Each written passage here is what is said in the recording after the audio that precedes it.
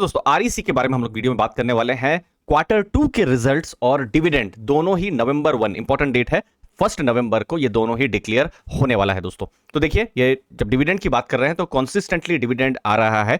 हम last year की अगर हम बात करें तो टोटल डिविडेंड जो आया था आरईसी की तरफ से कितना था, 12 रुपीज 60 पैसा का, 5 रुपीज 3 रुपीज 25 पैसा और 4 रुपीज 35 पैसा करके डिविडेंड आया था। अभी देखिए शेयर प्राइस 274 के आसपास में है, तो अभी के जो शेयर प्राइस है उसमें आप देखेंगे तो कुछ 4.6% का डिविडेंड यील्ड हो रहा है। बट देखिए ये तो मैंने आज के प्राइस पर डिविडेंड यील्ड लिया है, अलग अलग इन्वेस्टर का अलग अलग प्राइस हो सकता है। हमने आरईसी को 150 के भी लेवल में देखा है, 200 के भी लेवल में देखा है, ठीक है। तो वो जो भी इन्वेस्टर की बाइंग प्राइस होगा उसके ऊपर से जो डिविडेंड यील्ड है वो आएगा। अब देखिए इंटरेस्टिंग चीज, अभी बहुत रिसेंट में अगस्त का महीना देखिए, अगस्त के महीने में 3 रुपीज का डिविडेंड आया था। ये क्या था, इंटरिम डिविडेंड। तो पहला इंटरिम डिविडेंड ऑलरेडी आ चुका है, ठीक है। अब जो दूसरा इंटरिम डिविडेंड है हमको पता चलेगा नवंबर 1 को। अब डिविडेंड आए, कंसिस्टेंटली आए, ज्यादा आए, उसके लिए क्या इंपॉर्टेंट होता है कि बिजनेस में ग्रोथ हो, प्रॉफिट में ग्रोथ हो। तो उन सब नंबर्स में भी नजर डाल लेते हैं। तो Q1 के हैं, वहां कैसा रिजल्ट्स आए थे। तो देखिए रेवेन्यू या जो इनकम है 10,964 का रहा था, ईयर ऑन ईयर 16% बढ़ा था।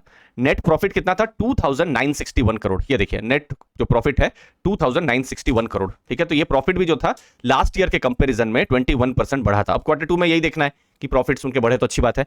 फिर देखिए जो लोन्स जाती है, देखिए आरईसी जो लोन्स प्रोवाइड करती है मैक्सिमम पावर सेक्टर के लिए लोन उनका जाता है, बट अभी वो धीरे धीरे डाइवर्सिफाई भी कर रहे हैं, बट मैक्सिमम पावर सेक्टर के लिए लोन जाता है। तो 4.54 लाख करोड़ का उनका लोन अभी तक गया हुआ है। एसेट क्वालिटी अभी अच्छा है और हम उस पर भी थोड़ी देर में डिस्कस करेंगे। और जो नेटवर्थ है कंपनी का कुछ 60,886 करोड़ का है दोस्तों। तो ये सब कुछ इंपॉर्टेंट नंबर्स हैं। हम देखेंगे लास्ट ईयर के कंपैरिजन में इंटरेस्ट इनकम भी उनका इंक्रीज हुआ है, प्रॉफिट्स भी इंक्रीज हुआ है। अब हम चैटजीपीटी एनालिसिस करेंगे जो लेटेस्ट क्रेडिट रेटिंग रिपोर्ट आई है। ये देखिए लेटेस्ट क्रेडिट रेटिंग रिपोर्ट, बिल्कुल ये अक्टूबर के महीने में आई है।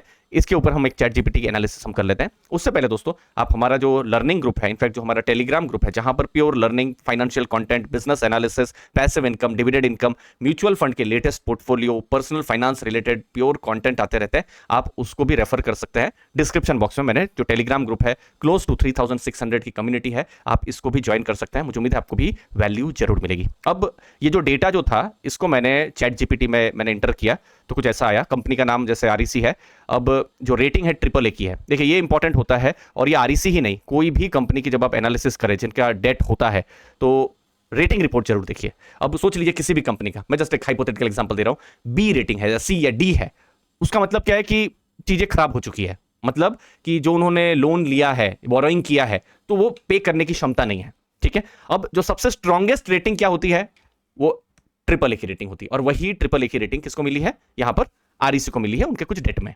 तो अच्छी बात है। कैपिटल एडिक्वेसी रेशियो जितना ज्यादा हो उतना अच्छा है।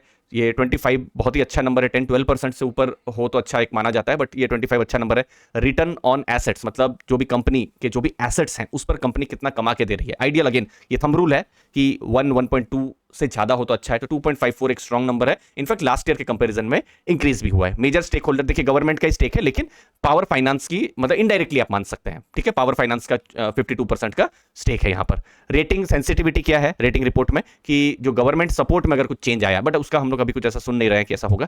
स्ट्रेंथ क्या है, पेरेंटेज, मतलब गवर्नमेंट का यहां पर डायरेक्टली इनडायरेक्टली यहां पर ओनरशिप है। फिर ऑपरेशन का जो स्केल है वो इंक्रीज हो रहा है। पावर सेक्टर में बहुत सारे चेंजेस हो रहे हैं, जैसे अभी रिन्यूएबल पर हम बहुत कुछ सुन रहे हैं दोस्तों। तो ये सब कुछ पॉजिटिव है। पावर सेक्टर एक स्ट्रेटेजिक सेक्टर है गवर्नमेंट के लिए, क्योंकि एक बुनियादी जरूरत है ना पावर या इलेक्ट्रिसिटी। तो ये सब कुछ इंपॉर्टेंट चीजें। लास्ट ईयर इनको महारत्न स्टेटस भी मिला है। लोन बुक का ग्रोथ भी इनका हुआ है। प्रॉफिट्स 11,055 करोड़, मतलब फाइनेंशियल ईयर 23 की वो बात कर रहे हैं। एनपीए कम हुए हैं, जो कि अगेन एक और पॉजिटिव है। बट यस, हर बिजनेस में पॉजिटिव है तो थोड़ा नेगेटिव है। तो क्या यहां पर वीकनेस है कि क्रेडिट पोर्टफोलियो जो है वो बोरोवर वाइज कंसंट्रेशन ज्यादा है। जैसे मैं अभी देख ही रहा था, देखिए 4.5 लाख करोड़ की उनकी बुक है, लेकिन एक बोरोवर जो टॉप बोरोवर्स उनके हैं उन्हीं का ही लगभग 40,000 करोड़ के आसपास में लोन है। तो देखिए जो आरईसी है हमको आपको लोन नहीं देती है। जैसे हम लोग क्या लोन लेते हैं, पर्सनल फाइनेंस का लोन लिया या फिर घर के लिए लोन लिया, तो हार्डली कितना होगा, कोई 1 लाख लेगा, कोई 50 लाख या 1 करोड़ लेगा। कुछ कुछ लोन 20-50 हजार में भी जाती है। लेकिन आरईसी जो कंपनीज को लोन देते हैं वो पावर डिस्कॉम्स होते हैं या जनरेशन कंपनीज होती है, वो लोग लोन्स लेते हैं 10,000 करोड़, 5,000 करोड़, 20,000 करोड़। अब सोच लीजिए कोई लोन खराब हो गई तो फिर पूरी जो कंपनी का आप ऐसा मान सकते हैं तब इंपैक्ट पड़ सकता है। तो ये जो लोन होती है थोड़ा कॉन्सेंट्रेटेड लोन होती है। तो वही रहता है कि सामने जिसको भी लोन दिया जा रहा है वो कुछ लोन पे करने में लेट ना करे या डिफॉल्ट ना करे। अब एक इंपॉर्टेंट यहां पर मैं इनसाइट्स मांग लेता हूं। प्रोवाइड मी 3 की insights in brief about REC rating. ठीक है, देख लेते हैं कि वो ब्रीफ में कितना अगर कुछ नया इंसाइट हमको दे पा रहा है कि नहीं। वो जो रेटिंग रिपोर्ट, ये जो है ना रेटिंग रिपोर्ट के ऊपर में, तो हम लोग लाइव में हम लोग और कुछ एनालिसिस कर पाएंगे। पहला इंसाइट तो यही है, स्टेबल रेटिंग है, AAA का रेटिंग है और टॉप टीयर की रेटिंग है, तो इससे क्या है, हाई डिग्री ऑफ कॉन्फिडेंस है क्रेडिट वर्दीनेस पर। ठीक है, दूसरा गवर्नमेंट का यहां पर सपोर्ट है, इनडायरेक्टली है पावर फाइनेंस की तरफ से। तीसरा क्या इंसाइट है कि कैपिटल एडिक्वेसी रेशियो यहां पर मजबूत है और एनपीए इनके कम हुए हैं। तो ये सब कुछ पॉजिटिव ही उन्होंने बोला है, बट बहुत पॉजिटिव हो जाता है तो मैं यहां पे बोल भी देता हूं कि प्रोवाइड मी 2 की रिस्क। देखिए, अब रिस्क भी तो समझना जरूरी है ना हर बिजनेस में। जैसे एक रिस्क तो हमने देखा ही कि कॉन्सेंट्रेशन का है ही। देखिए, ये यहां पर भी वो वही बोल रहा है, सेक्टोरल रिस्क है कि पावर सेक्टर में ही मैक्सिमम लोन जारी है। अब देखिए, कोई बैंक में आप लोन देंगे तो बैंक हर सेक्टर में लोन उनका जाता है, लेकिन यहां पर पावर सेक्टर में ही मैक्सिमम लोन है। और क्रेडिट रिस्क ऑफ बोरोवर्स, जो हमने इससे पहले डिस्कस किया, तो मोस्टली क्रेडिट रेटिंग से हमको बिजनेस के बारे में इन सब चीजों को आइडिया मिला। अब जो हम पावर सेक्टर की बात कर रहे थे, अब आरईसी अपने आपको डाइवर्सिफाई भी कर रही है पावर सेक्टर से। इंफ्रास्ट्रक्चर जो सेक्टर है वहां पर, जैसे metro, road, highways, airport, steel, IT infra, port, वहां पर भी। बट अभी धीरे धीरे ये अपने आपको डाइवर्सिफाई कर रही है। अगेन, आप डाइवर्सिफाई कर रहे हैं, पॉजिटिव तो है, लेकिन एक और चीज देखने की है, क्योंकि ये खुद सेक्टर जो आरईसी के लिए एक नया सेक्टर है, वो किस तरीके से लोन दे पाते हैं, तो वो भी एक इंपॉर्टेंट चीज रहेगी फ्यूचर में देखना। बाकी 4.54 लाख करोड़ का उनका टोटल आउटस्टैंडिंग है, लास्ट ईयर के कंपैरिजन में इंक्रीज हुआ है। रिन्यूएबल पर फोकस है, हमको जो देखने को मिल रहा है कि रिन्यूएबल में जो लोन बुक है वो धीरे धीरे बढ़ रही है। और लॉजिस्टिक्स में भी जो हमने इसकी बात की वो भी इंक्रीज होना शुरू हो गया है। Standalone numbers, profit and loss जो हमने देखा, 2961 करोड़ का उन्होंने प्रॉफिट किया हुआ है। ये एसेट क्वालिटी है और पिछले कुछ सालों में आरईसी में ये हुआ है, थोड़ा पॉजिटिव आप मान सकते हैं। इनफैक्ट हम जब 2019-20 में एनालिसिस करते थे तो और ज्यादा खराब नंबर हुआ करते थे। अब एनपीए जितना कम हो उतना अच्छा।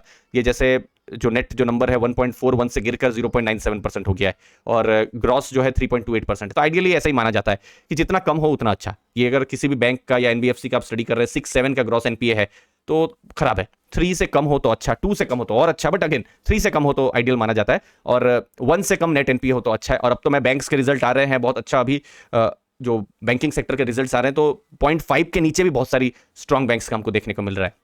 नेक्स्ट है प्रोविजन कवरेज रेशियो, मतलब कि अगर भविष्य में कोई लोन खराब होती है तो आपने कितनी प्रोविजनिंग करके रखी है, तो ये 70% के आसपास है, जिसको आइडियल आप बोल सकते हैं। जितना ज्यादा हो अगेन उतना अच्छा, बट 70% ठीक ठाक नंबर है। ये नंबर कम हो तो थोड़ी चिंता हो सकती है। और कोई नया एनपीए उन्होंने 6 क्वार्टर में ऐड नहीं किया। अब यही देखना है कि कोई एनपीए तो ऐड ना हो जाए। अगर वो ऐसा कुछ न्यूज आ जाता है तो फिर बिल्कुल नेगेटिव हो सकता है। तो हमने पॉजिटिव नेगेटिव बिजनेस के बारे में एक डिटेल में कॉम्प्रहेंसिव एनालिसिस की है, हमको हेल्प मिली है जो एआई जैसे टूल्स की मदद से भी। मुझे उम्मीद है आपको भी वैल्यू मिली होगी। हम एआई की मदद से बहुत कुछ एनालिसिस करते हैं। हमारे चैनल अर्ली फाइनेंशियल आज़ादी को जरूर सब्सक्राइब करके रखिए। हमारा जो टेलीग्राम ग्रुप है उसको भी सब्सक्राइब करके रखिए ताकि आपके पास वैल्यूएबल कंटेंट आते रहें। थैंक यू, धन्यवाद।